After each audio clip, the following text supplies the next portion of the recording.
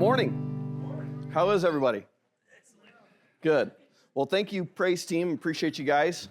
And I guess Patrick, him and I, if you don't know, are not on speaking terms this morning because his Bulldogs put an absolute beat down on Texas last night, and it makes me sick. But, and I had to fight off the depression this morning, but then I remembered Alabama lost too, so I was good. So.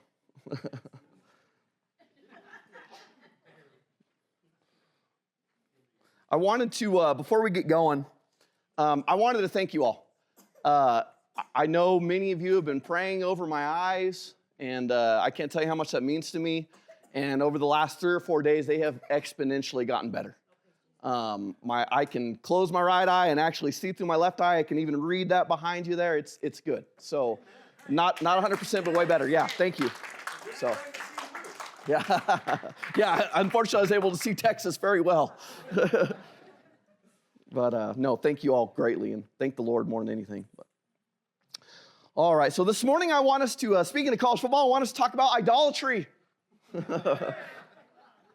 Now, when I teach of idolatry or even think about this sin, it often leads to a feeling of not having much modern application, to be honest. Idolatry is all over the Bible, and most of the time the image that is depicted to us about idolatry is the picture of people or peoples building for themselves an object they intend to worship and pray to out of gold, silver, wood, whatever they had. That's most of the time what we see, isn't it? And that's easy for us to look at and be like, oh, that's kind of an old sin. Kind of not really much to do with me now. I don't pray to golden calves and stuff like that. I mean, how often do we see people walking down the street with a golden calf? I don't know the last time I did. Been a little while. But idolatry is not an outdated sin. That is not, it has a bearing on modern age. It's real, it's alive, it's just disguised differently. Times may change, humanity may develop and grow. We might grow in education and understanding of our world. We may be more sophisticated now than we were back then. We may have more amenities than we did back then, but make no mistake, people are the same. People are the same. Sin is the same. Exodus 20:1-6 is where I'm going to read first. If you have your Bibles and you don't want to jump all over with me, they will be behind us, but we'll spend most of our time in 2 Kings, okay? Most of our time will be in 2 Kings, but let's start in Exodus 20. I'm going to read verses 1-6 for you. It says, "And God spoke all these words, saying, I am the Lord your God, who brought you out of the land of Egypt, out of the house of slavery. You shall have no other gods before me. You shall not make for yourself a carved image, or any likeness of anything that is in heaven above, or that is in the earth beneath, or that is in the water under the earth. You shall not bow down to them or serve them. For I, the Lord your God, am a jealous God, visiting the iniquity of the fathers on the children to the 3rd and 4th generation of those who hate me, but showing steadfast love to thousands of those who love me and keep my commandments." Now, these verses are the beginning of the 10 Commandments. I hope you're familiar with those. God's foundational laws to his people, right? And within those verses are the first 2 commandments. A lot of times you read through this in Exodus 20 and you're like, man, I only see 9. It's easy to kind of jumble the first 2 together. In verse 3, it says, you shall have no other gods before me. And then in verse 4, it says, you shall not make for yourself a carved image or an idol. And to me, these first 2 commandments are really kind of the same, or at least they go hand in hand together. You can have no other gods before me and not making for yourself another God. To me, pretty dang similar. How can God be your God, your one and only God whom you love, but yet you have a Sally on the side wooden image underneath your bed that you pull out and pray to at night? Doesn't work that way. It kind of reminds me of the first 2 rules of Fight Club. How many of you have seen that movie? I had to watch it for a sociology class, so don't judge me, okay? Don't necessarily recommend it to you. But they have rules to their Fight Club, okay? The first rule of Fight Club is you never talk about Fight Club. Second rule of Fight Club is you never, ever talk about Fight Club. And this makes me laugh because that's kind of how I feel whenever I read these first two commandments. I feel like God is saying, okay, rule number 1 is, I'm your only God, and rule number 2 is, you better not have any other God. Pretty similar. Would you say this is important to God? Loyalty to Him, would you say it's important to God? Absolutely. No other rule, none of these other commandments mean anything to the person who does not make God their God. It just doesn't. They're one and only God. Without the foundation of the first two, there are no other commandments. That would be like me giving you my word, my scout's honor, when I never was a Boy Scout. Doesn't mean anything. If you don't have God as your God, the others don't mean anything. God lays this priority of putting Him first, because if you can't do that, don't even worry about the other commandments. They're not for you. The problem is we don't really know what idolatry looks like nowadays. But folks, honestly, it's not that complicated. Okay, idolatry is anything that takes top shelf over God in your life. Idolatry is anything that you allow to dethrone God from the priority in any aspect of your life. Idolatry is seeking self rather than God. I'll say that again. Idolatry is seeking self rather than God. Idolatry is the ultimate form of selfishness and self-worship. We hear a lot of that now, don't we? Self-care. I took a self-care day. You hear that a lot, don't you? We're all guilty of it. Galatians 4:8, that's where I want you to go next.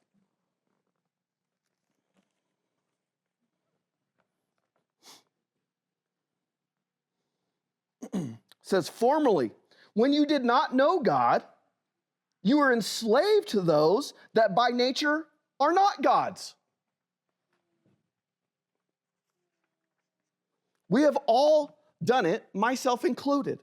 We might justify it as short-lived or unnecessary evil, but it's there. It's present in our lives. Whether it be our work, our sports, our hunting, our fishing, our house, our property, our education, our spouse, our kids, we have all done it sometimes or maybe regularly. We have all allowed one of these things or many of these things at some point to nudge God lower and lower on that priority list. And you might say, well, Tim, we all have lives outside of this church. I mean, how can you expect us to live here all the time? Well, I'd say I don't expect you to live at the church all the time. We all miss, myself included, but I do expect you to always live for God, everywhere and always, whether you're here or not. And in fact, God demands it. That's that first commandment. It's not a request, it's a demand. It's the first and most important commandment, and if God is not first in every aspect of your life, then something else is, and that is an idol. That is your God. You can try to justify it however you want. You can present it to people however you want, but these are not my words, but God's words. If you put anything before God in your life, you will become enslaved to it, just like we read in Galatians. It will own you. It will become your God, whether you realize it or like it or want it. It will. When we chase something, no matter how important it may be, I get that these other things are important. No matter how important it may be, though, when we pursue something harder than we pursue God, we are being idolaters. We are betraying God. We are running around on Him. We are cheating on Him. And we will never be happy. We will never be satisfied with whatever it is that we're chasing. Psalm 16:4, it says, the sorrows of those who run after another God shall multiply. The sorrows of those who run after another God shall multiply. The joy you think you will find lives nowhere but in God's presence. That's where it is. There's a man that learned this all too well in the Bible, and that's where we're going to spend most of our time. Like I said, it's in 2 Kings. His name is Solomon. Who knows Solomon? What was he best known for? Wisdom. Wisest man that ever lived, the Bible tells us. Solomon was the son of King David, the psalmist who wrote that verse that I just read. That's Solomon's dad. And David, in spite of all of his sin and shame and mistakes, and he had lots of them, but he always kept God his God. He always had a heart for the Lord. That's what he was known for. Through it all, and God loved him and blessed him for it. Just as God will love and bless those of us who always have a heart for God, even when we mess up. But Solomon was not like his dad. Solomon started out well. Let's read 1 Kings 3 through 14. And I love teaching the kids this, particularly this part, because imagine if God showed up and he's just like, hey, all right, Travis, give me one thing, you can have whatever you want. Yeah, I'd take Tim's arms. No, I'm just kidding. No, imagine he shows up and he's like, hey, I'm going to bless you with whatever it is that you ask for. That's what God shows up and tells Solomon, okay? 1 Kings 3, I'm going to read 3 through 14. Solomon loved the Lord, walking in the statutes of David his father. Only he sacrificed and made offerings at the high places. And the king went to Gibeon to sacrifice there, for that was the great high place Solomon used to offer 1,000 burnt offerings on that altar. At Gibeon, the Lord appeared to Solomon in a dream by night, and God said, ask what I shall give you. And Solomon said, you have shown great and steadfast love to your servant David, my father, because he walked before you in faithfulness, in righteousness, and in uprightness of heart towards you. And you have kept for him this great and steadfast love, and have given him a son to sit on his throne this day. And now, O Lord my God, you have made your servant king in place of David, my father. Although I am but a little child, I do not know how to go out or come in. And the servant is in the midst of your people, whom you have chosen, a great people, too many to be numbered or counted for multitude. Give your servant, therefore, an understanding mind to govern your people, that I may discern between good and evil. For who is able to govern this, your great people? It pleased the Lord that Solomon had asked this. And God said to him, because you have asked this, and have not asked for yourself long life, or riches, or the life of your enemies, but have asked for yourself understanding to discern what is right. Behold, I now do according to your word. Behold, I give you a wise and discerning mind, so that none like you has ever been before you, and none like you shall ever arise after you. I give you also what you have not asked, both riches and honor, so that no other king shall compare with you all your days.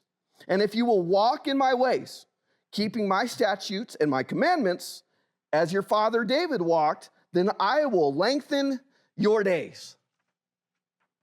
Pretty awesome gift, isn't it? Things are looking pretty darn good for Solomon. Because Solomon's heart was in the right place, God blessed him.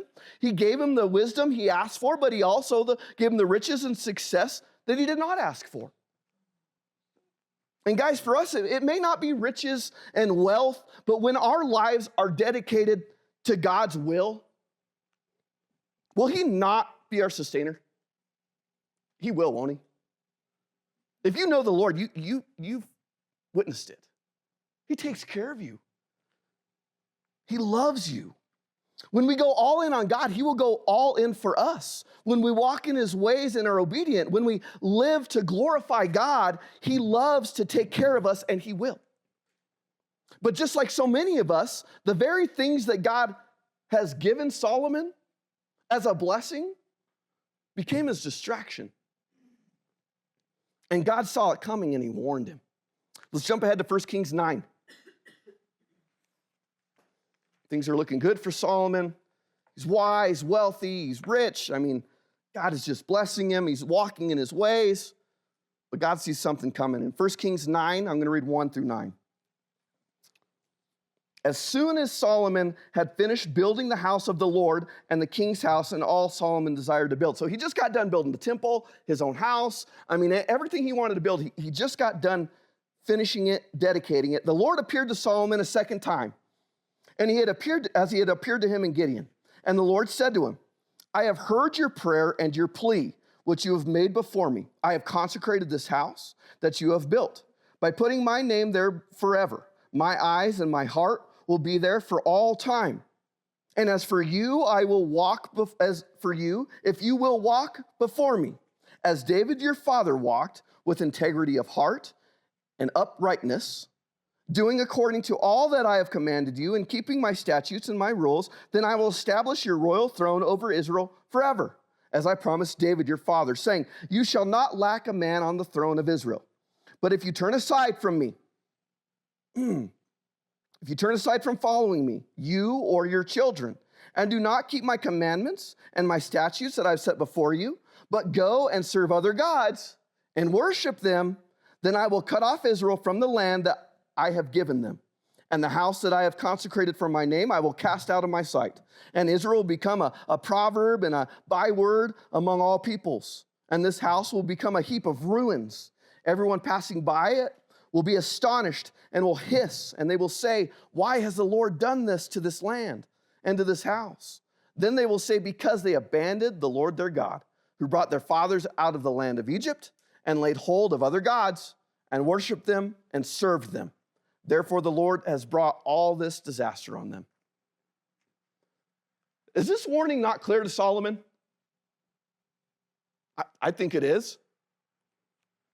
Pretty simple and direct, isn't it? Solomon, I have given you everything you could ever want. You're doing good. I've blessed you. I will continue to bless you forever and generations to come, as long as you do what? Keep me your God. Keep me your God. Keep me number one. God sees the temptation coming. And he says, Solomon, don't let all this stuff make you lose sight of me. Keep me first. Keep me your God. Keep me number one, and I will continue to bless you. It's simple as that. But then the temptation comes. And it always seems to come when things are good, doesn't it? That's when things hit. Things are great for Solomon. He has wisdom, all these things we talked about. He's built this temple for the Lord, and the Lord has agreed to dwell there, and it's great, and Satan hates it. He hates when you're happy. He hates when you're serving God. 1 Kings 11. The temptation is hit. 1 Kings 11, I'm going to read 1 through 8. And pay attention to this. And remember what Solomon has done and all the blessings he's had, and then just watch what this guy goes and does. It says, now King Solomon loved many foreign women, along with the daughter of Pharaoh, Moabite, Ammonite, Edomite, Sidonian, Hittite women, from the nations concerning which the Lord had said to the people of Israel, you shall not enter marriage with them, neither shall they with you, for surely they will turn away your hearts after other gods. Solomon clung to these in love. He had 700 wives. They're all princesses.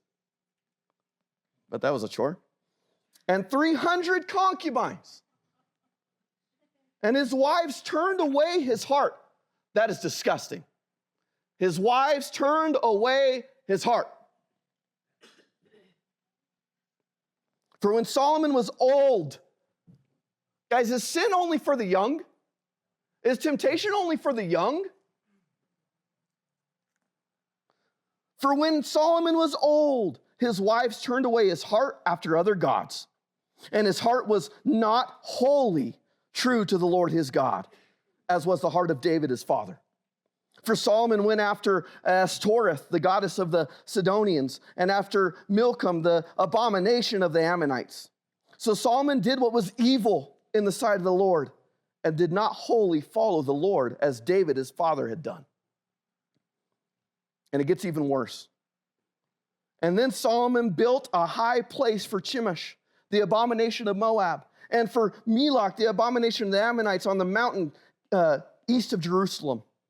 And so he did for all his foreign wives who made offerings and sacrificed to their gods. He built temples to all these other gods. All of them. Remember what Solomon did before this. What God had done for Solomon. Solomon, I look at this and I'm like, so how could you? Solomon, how could you just throw all this away? The man who built God's holy temple, the dwelling place of the Lord on earth, went on to build temples for all these other frauds. Why? What for? Why would he throw away it all? Why do we? Why do we? God has blessed us so much.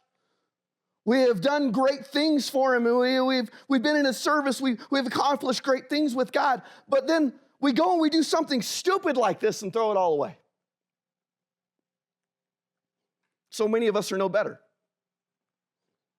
God has given us so much. Our God, our Creator, has loved us and tended to us and blessed us. And what do? We fall into the same lie Satan told in the beginning. The same one he told to Solomon. In Genesis 3:5, it says, when he told Adam to Eve, he said, you can be like God. You can be like God. That's the great lie, isn't it? That is our idolatry. That is modern idolatry. It's not about some stupid carved image. It's not about money. It's not about a fake God's temple. It's not about fame or glory. It's about man's desire to worship himself. That's our idol, self. I deserve to be happy. I deserve to be rich. I deserve to have a better man or woman in my life. I deserve to be comfortable. I am an idol. I is an idol. We have become our own God. Our comfort, our happiness has become our God. And like Solomon, we take the very thing God blessed us with, the things in this creation that he made for us to use and to enjoy, we put before him who created it. We start to worship the creation rather than the creator. And it's got to stop. God tried to warn Solomon, but he didn't listen. Maybe he's done the same for you. God showed up to Solomon and said, okay, bud, I've given you all this stuff. I've blessed you and you're walking my way, but don't let it take my place. Keep me your God. He didn't show up and say, oh, Solomon, you must be perfect. You must never lie, cheat, steal. You need to live perfectly. Did he show up and say that? He didn't do that. He knows we cannot do that. God knows we are sinners. He knows we will daily fail. He knows that we cannot enter heaven by appeasing the law. So instead of demanding perfection, he sent his son to do that on the cross for us. His blood did that for us, and all he demands of us is that we, like Solomon, give him our heart. That's what he wants. He wants to be your God. That's all that matters to God, is your heart. He wants to be first in your life. He wants to be your creator. He wants to be your everything. He wants to consume you. He wants to fill your heart. You need to let him. Every day, let him fill more and more of you. Don't let off like Solomon did. There is no retirement age for God. The temptations will not go away. They will continue to attack. Don't move God lower and lower down that priority bookshelf. Keep him number one. Keep him God over all in your life. I want to go ahead and call you guys up for our invitation. And as they're coming up, I'm going to read again a psalm. It's 96, and I'm going to read 4 through 6.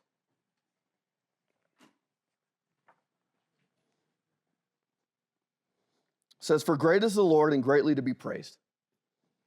He is to be feared above all gods. For all the gods of the people are worthless idols, but the Lord made the heavens. Splendor and majesty are before him. Strength and beauty are in his sanctuary. If you don't know God's joy, guys, you just got to take it. If you've never accepted him as your God, if you've never accepted him as your Savior, you've been chasing after all this other garbage, guys, get it right today. Accept him today. Let him consume you today. That's where you'll find that joy. Maybe you've been chasing, maybe you are saved, but you've been chasing this other stuff. You've gotten caught up in work and all this other junk, and you just realize that, man, I haven't been putting God first, and you need to rededicate yourself. Man, do it where you're sitting today. Make him number one in your life again. Go ahead and play for us.